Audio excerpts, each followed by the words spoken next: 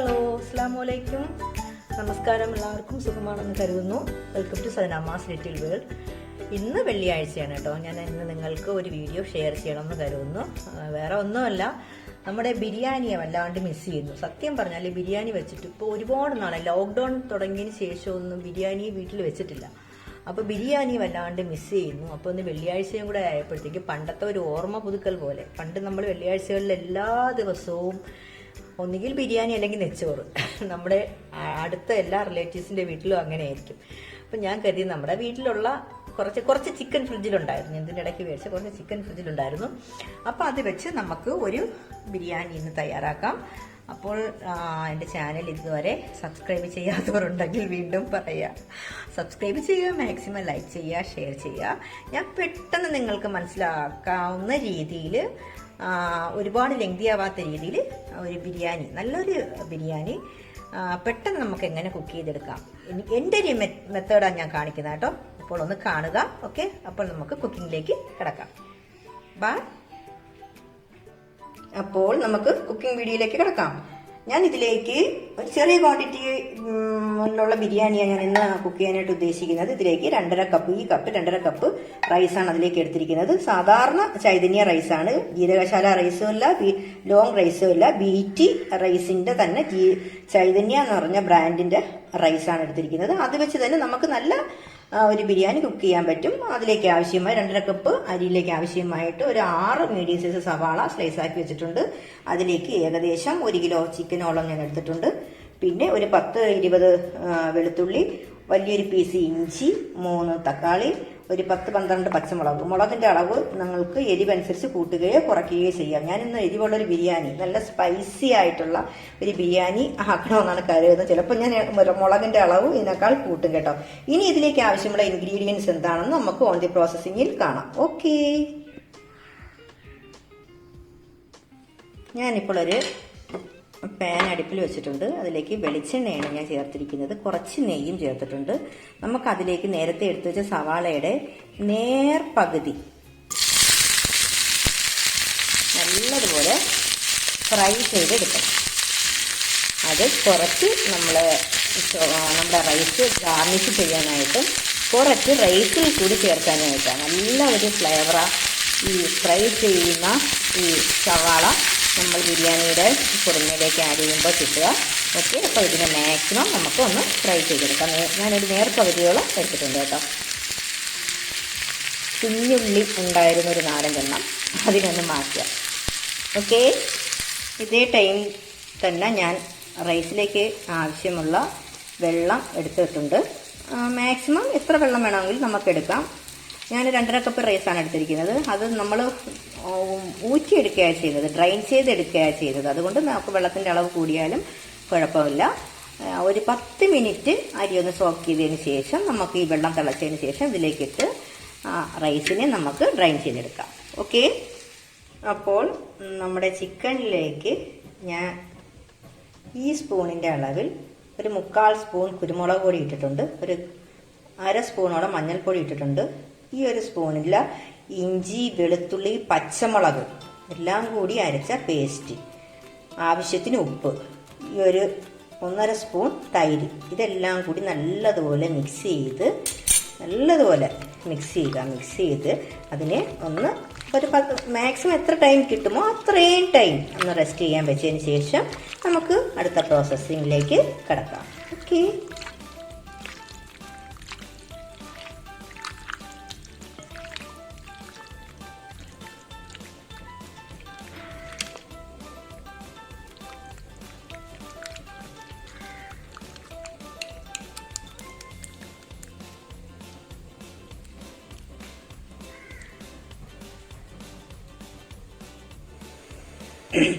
നാരങ്ങയും കൂടി ഈ വെള്ളത്തിൽ നമ്മൾ ചേർത്ത് കൊടുക്കണം കേട്ടോ. എൻ്റെ കയ്യിലുള്ളത് ചെറിയ നാരങ്ങയാണ്, അതുകൊണ്ട് 2 നാരങ്ങ ഞാനിതിലേക്ക് അതിൻ്റെ ജ്യൂസ് ഒഴിച്ചു കൊടുക്കുന്നുണ്ട്. ഏകദേശം നമ്മുടെ വെള്ളം തിളച്ചിട്ടുണ്ട്.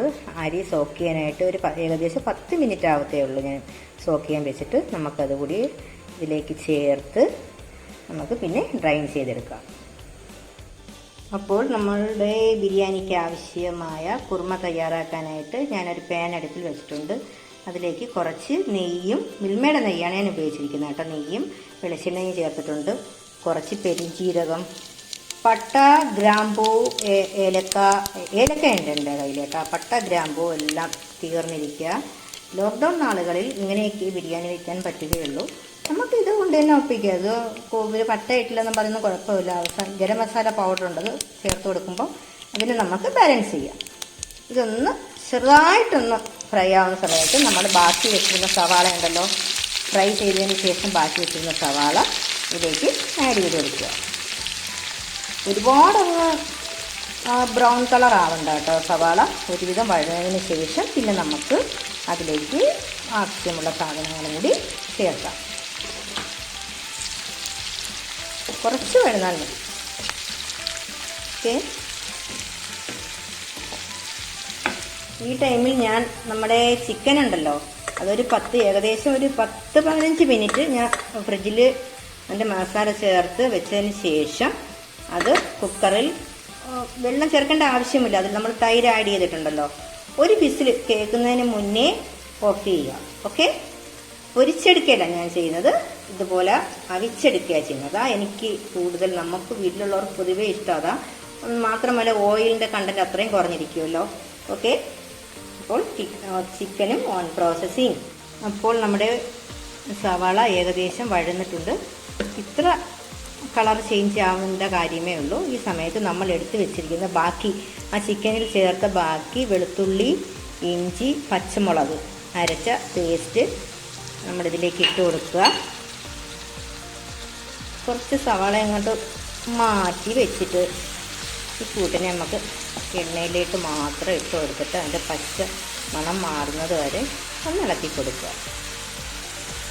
സംഭവം ഈസിയാണ് കേട്ടാ. ബിരിയാണി എന്നൊക്കെ പറയുന്നത് നമ്മൾ കഴിക്കുന്ന വലിയൊരു ജോലിയാണ്. സത്യം പറയാമല്ലോ, എനിക്ക് ആരെങ്കിലും ഒരു ചെറിയൊരു ഹെൽത്തിനും കൂടെ ഉണ്ടെങ്കിൽ ഏറ്റവും പെട്ടെന്ന് എനിക്ക് തയ്യാറാക്കാൻ പറ്റുന്ന ഒരു ഡിഷുകളിലൊന്നാണ് നെയ്ച്ചോറ് ബിരിയാണി. ഭയങ്കര ഈസി റെസിപ്പിയാണ്. ഇത് ഇത്ര സംഭവമേ ഉള്ളൂ. ഇതിൽ കൂടി നമ്മളിനി തക്കാളി ആഡ് ചെയ്യും, അതിലേക്ക് ആവശ്യത്തിനുള്ള മസാല കുറച്ച് ചേർക്കും, ചിക്കൻ ചേർക്കും, അപ്പോഴത്തേക്ക് കുറുമ.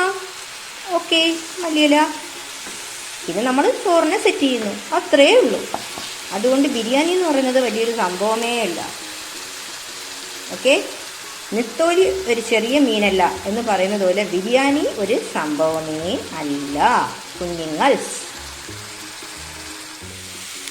ഇനി ഇതിലേക്ക് നമ്മൾ എടുത്തു വെച്ചിരുന്ന ആ 3 തക്കാളി കൂടി ചേർത്ത് കൊടുക്കുക. നല്ലതുപോലെ തക്കാളിയെയും ഉള്ളിയെയും മറ്റ് വെളുത്തുള്ളി, ഇഞ്ചി, പച്ചമുളക് പേസ്റ്റിനും എല്ലാം കൂടി കുറഞ്ഞ ഫ്ലെയിമിലിട്ട് ഒന്ന് നല്ലൊരു പരുവത്തിൽ തക്കാളിയൊക്കെ ഒന്ന് സ്മാഷ് ആവുന്ന രീതിയിൽ കുക്കാക്കിയതിന് ശേഷം നമുക്കിതിൽ മസാലയും ചേർത്ത് ചിക്കനും കൂടെ ചേർത്ത് നമ്മുടെ കുറുമ പ്രോസസ്സിങ് എല്ലാം റെഡിയാക്കാം. ഇനി നമുക്കിതിലേക്ക് ആവശ്യത്തിനുള്ള മസാല കൂടി ചേർത്ത് കൊടുക്കാം. ഉപ്പ് ചേർത്തിട്ടില്ലായിരുന്നു കേട്ടോ, ഉപ്പ് കുറച്ച് ചേർത്തിട്ടുണ്ട്. കണ്ടൊരു അളവ് ഉണ്ടല്ലോ, നമ്മൾ ചിക്കനിൽ ഉപ്പ് ചേർത്തിട്ടുണ്ട്, റൈസിൽ ഉപ്പുണ്ട്, അതുകൊണ്ട് അത് നോക്കി ചേർക്കുക. ഇതിലേക്ക് നമുക്ക് കുറച്ച് മസാല ഇട്ട് കൊടുത്താൽ മതി കേട്ടോ. ഞാൻ മുളക് പൊടിയൊക്കെ ബിരിയാണി വളരെ കുറച്ചേ ചേർക്കും കേട്ടോ. 1/2 സ്പൂൺ മുളക് പൊടി, മല്ലിപ്പൊടി ഏകദേശം 1 സ്പൂൺ, കുരുമുളക് പൊടിയും അതുപോലെ തന്നെ. കുരുമുളക് പൊടിയും പച്ചമുളകും സ്വല്പം കൂട്ടിയിട്ടിട്ടാണ് ഞാൻ സാധാരണ ഇത്തിരി കുരുമുളക് പൊടി ഇട്ടിട്ടുണ്ട്. പിന്നെ നല്ലപോലെ ഒന്ന് യോജിപ്പിച്ചതിന് ശേഷം കുറഞ്ഞ സിമ്മിലിട്ട് കുറഞ്ഞ ഫ്ലെയിമിൽ വേണം ഈ സമയം നമ്മൾ ഇതിനെ റെഡിയാക്കാൻ. ഓക്കെ, കുറഞ്ഞ ഫ്ലെയിമിലിട്ട് ഒന്ന് അടച്ച് കുക്ക് ചെയ്യുക. അതിനുശേഷം നമുക്കിതിലേക്ക് ചിക്കനും കൂടെ ആഡ് ചെയ്ത് മല്ലിയിലയും ചേർത്ത് റെഡിയാക്കാം. അപ്പോൾ ഇവിടെ കുറച്ച് കാര്യങ്ങളൊക്കെ സംഭവിച്ചേട്ടാ. എല്ലാം വളരെ പെട്ടെന്നായിരുന്നു. ട്രൈപോഡ് ഇല്ലാത്തതുകൊണ്ട് ഞാൻ തനിച്ചെടുക്കുന്നുണ്ടേ, അത് ഇടുന്ന ഓരോ പ്രോസസ്സിങ് എനിക്ക് കാണിക്കാൻ പറ്റില്ല. ഞാൻ ആ വെന്ത ചിക്കന് നമ്മുടെ കുറുമയിലേക്ക് ആദ്യം ഇട്ടു. അതിനുശേഷം നമ്മൾ ആ ഫ്രൈ ആക്കി വെച്ചിരുന്ന സവാള ഉണ്ടായിരുന്നല്ലോ, ആ സവാള നമ്മൾ കൈവച്ച് ഒന്ന് ചെറുതായിട്ടിങ്ങനെ ഒന്ന് ഉടച്ച് കൊടുത്തിട്ട് അതിൽ ചേർക്കുക. കുറച്ച് മല്ലിയില ചേർത്തു, തൈര് ചേർത്തു. ഇതിനെല്ലാം കൂടി നല്ലതുപോലെ യോജിപ്പിച്ചെടുക്കുമ്പോൾ തന്നെ കണ്ടോ ഈ കളറായിരിക്കണം കേട്ടോ. നമ്മുടെ ബിരിയാണിയുടെ കളറെന്ന് പറയുന്നത് എപ്പോഴും ഒരു യെല്ലോയിഷ് കളർ ആയിരിക്കണം, ഒരിക്കലും റെഡിഷ് ആവില്ല കേട്ടോ. റെഡിഷ് ബിരിയാണി അതൊരു വേറെ ഒരു ടൈപ്പ് ബിരിയാണിയാണ്. ഓക്കെ, അതും ഒരു പ്രത്യേകത ഉള്ളതാണെങ്കിലും ഓൾമോസ്റ്റ് എനിക്കും നമ്മുടെ വീട്ടിലുള്ളവർക്കൊക്കെ ഇഷ്ടമുള്ള ഈ ഒരു റെഡ് കളറിൽ സംഭവം ഇരിക്കണം. ഈ സമയത്ത് നമുക്ക് ഒരു നാരങ്ങയുടെ ജ്യൂസ് കൂടി ഇതിലേക്ക് ആഡ് ചെയ്ത് കൊടുക്കുക. അതും കൂടി ഞാൻ ഇതിലേക്ക് ആഡ് ചെയ്ത് കൊടുക്കുന്നുണ്ട്. ഇതിനിടയ്ക്ക് ഇതിലേക്ക് ഗരം മസാല പൗഡറും ഇട്ട് കൊടുത്തിട്ടുണ്ട്. കുറച്ച് മിൽമയുടെ നെയ്യും കൂടി ഈ സമയം ഒഴിച്ചു കൊടുക്കുക.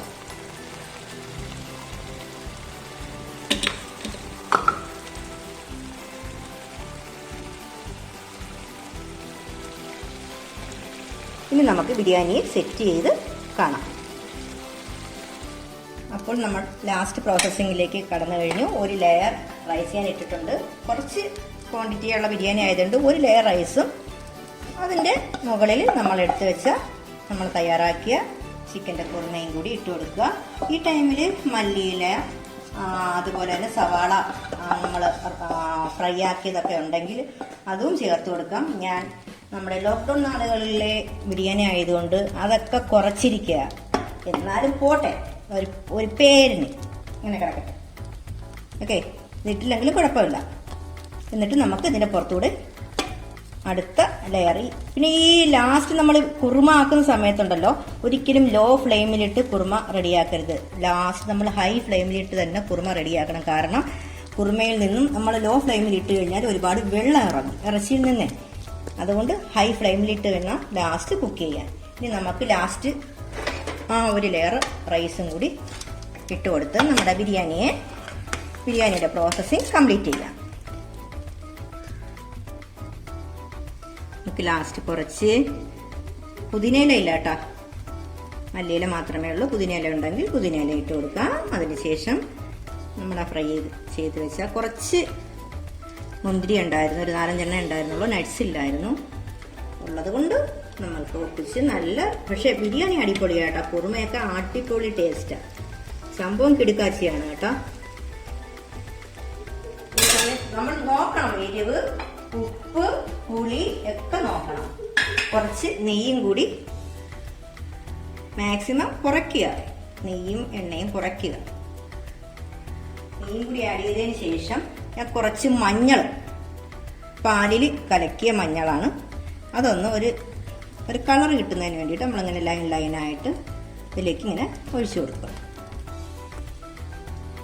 കുറച്ച് മതി കേട്ടോ. എന്നിട്ട് നമുക്കിത് കുറഞ്ഞ ഫ്ലെയിമിൽ വെച്ച് നമ്മുടെ റൈസിനെ ഒന്ന് ദം ചെയ്തെടുക്കാം. ഓക്കെ, നമ്മുടെ ദം പ്രോസസ്സിങ് ഇങ്ങനെയാണ് കേട്ടോ. ഇതിൽ നമ്മുടെ റൈസ് ഡ്രൈൻ ചെയ്തെടുത്ത വെള്ളം ചൂട് വെള്ളമാണ്. കുറഞ്ഞ ഒരു 10-15 മിനിറ്റ് ഫ്ലെയിം കുറച്ച ഗ്യാസിൽ നമ്മുടെ റൈസിനെ വെച്ച് കൊടുക്കുക. അതിനുശേഷം നമുക്കൊരു 15 മിനിറ്റ് കഴിഞ്ഞ് എടുക്കുമ്പോൾ നമ്മുടെ ബിരിയാണി സൂപ്പറായിരിക്കും.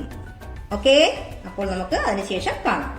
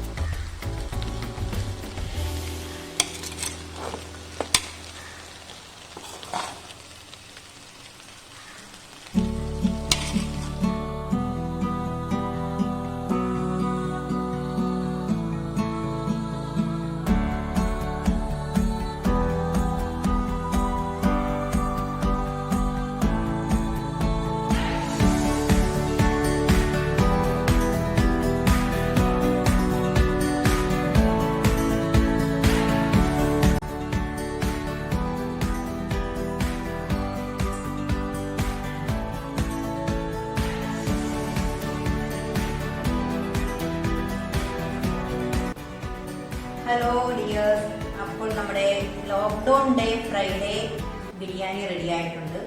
വളരെ പരിമിതമായ രീതിയിൽ ചെയ്ത സംഭവമാണ്. ഓയിലൊക്കെ വളരെ കുറച്ചാണ് ചെയ്തിരിക്കുന്നത്. പക്ഷേ സംഭവം കിടുക്കാച്ചിയായിട്ടാ. ഭയങ്കര ടേസ്റ്റ് ഉണ്ട്. ഇറച്ചിയൊക്കെ കണ്ടോ നല്ലതുപോലെ വെന്ത്, നല്ല എരിവും കറക്റ്റ് ആ ഒരു ബിരിയാണിയുടെ മണവും സംഭവം സൂപ്പറാട്ടാ. അതിൻ്റെ കൂടെ ഞാൻ സൈഡ് ഡിഷായിട്ട് മുട്ടയില്ലാത്തൊരു ബിരിയാണി സങ്കല്പിക്കാൻ പറ്റില്ല. പിന്നെ കുക്കുംബർ വിത്ത് ഓണിയൻ സലാഡ്, നമ്മുടെ അച്ചാർ, നാരങ്ങ അച്ചാർ, ഇത് ചട്നി. ഇത് നല്ലൊരു കോമ്പിനേഷനാണ് കേട്ടോ. നമ്മൾ സാധാരണ തിരുവനന്തപുരംകാർ ബിരിയാണിയിൽ ഉപയോഗിക്കാറില്ല. നമ്മുടെ കോഴിക്കോടുകാരുടെ മെയിൻ ഡിഷാണ്, ബിരിയാണിയുടെ സബ് ഡിഷാണിത്. പിന്നെ ഓവർ പപ്പട്. സൂപ്പർ കേട്ടോ, പറയാതിരിക്കാൻ പറ്റില്ല. അത്രയ്ക്ക് നല്ല ടേസ്റ്റ് ഉണ്ട്. ഒന്ന് ട്രൈ ചെയ്ത് നോക്കുക. ഒരു ദിവസമെങ്കിലും ഒന്ന് ട്രൈ ചെയ്ത് നോക്കുക. അപ്പോൾ തൽക്കാലം ഇന്നത്തെ നമ്മുടെ വീഡിയോ ഇവിടെ വൈൻഡപ്പ് ചെയ്യുകയാണ്. നിങ്ങൾക്ക് ഇഷ്ടപ്പെട്ട് കാണുമെന്ന് കരുതുന്നു. വളരെ പെട്ടെന്ന് തന്നെ നമുക്ക് തയ്യാറാക്കുന്ന ഒരു ഡിഷാണ് നമ്മുടെ ഞാൻ ചെയ്തിരിക്കുന്ന ഈ ഒരു മെത്തേഡിലുള്ള ബിരിയാണിയുടെ റെസിപ്പി. നമ്മൾ അതിന് വലിയൊരു ഭാരമാക്കി കണക്കാക്കാതിരുന്നാൽ പെട്ടെന്ന് വളരെ ഈസി ആയിട്ട് നമുക്ക് വീട്ടിലുള്ള ഇൻഗ്രീഡിയൻസ് കൊണ്ട് നമുക്ക് തയ്യാറാക്കാം. അപ്പോൾ തൽക്കാലം ബൈ പറയുകയാണ്. വീണ്ടും ഓർമ്മപ്പെടുത്തുന്നു, സബ്സ്ക്രൈബ് ചെയ്യുക, ലൈക്ക് ചെയ്യുക, ഷെയർ ചെയ്യുക. പുതിയൊരു വീഡിയോയുമായി വരുന്നതുവരെ എല്ലാവർക്കും ബൈ. അസ്സലാമു അലൈക്കും. നമസ്കാരം.